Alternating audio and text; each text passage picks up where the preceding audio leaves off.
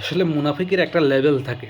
এতদিন পর্যন্ত তারেক রহমান যখন বাসে চড়ে হচ্ছে গণসংযোগ করতেছিল, জনগণের দ্বারে দ্বারে যাচ্ছিল, জনগণের কাছে যাচ্ছিল, সারা দেশ চষে বেড়াচ্ছিল, তখন এটা দেখে জেলাস হয়ে জামাতের লোকজন বলতেছিল কি যে তারেক রহমান বাসে কোনো বাস থেকে রাস্তা নেমে আসুন।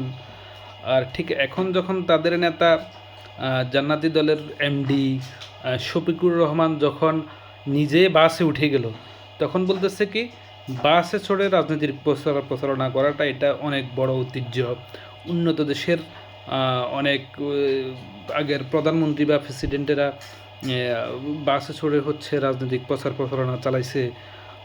আমেরিকার প্রেসিডেন্টেরা, ইংল্যান্ডের এবং তুরস্কের প্রেসিডেন্ট বা যারা ওখানকার আছে রাজনৈতিক নেতা আছে, এরা সবসময় বাসে চড়ে নির্বাচন প্রচারণা চালায়।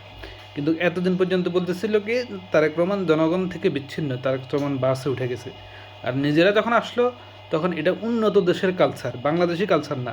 তারা কিন্তু তারেক রহমানের কাছ থেকে নকল করে নাই, তারা নকল করেছে কোথা থেকে? ওই আমেরিকা থেকে, ইংল্যান্ড থেকে, তুরস্ক থেকে। বুঝছেন মুনাফিকিটা কোন জায়গায়?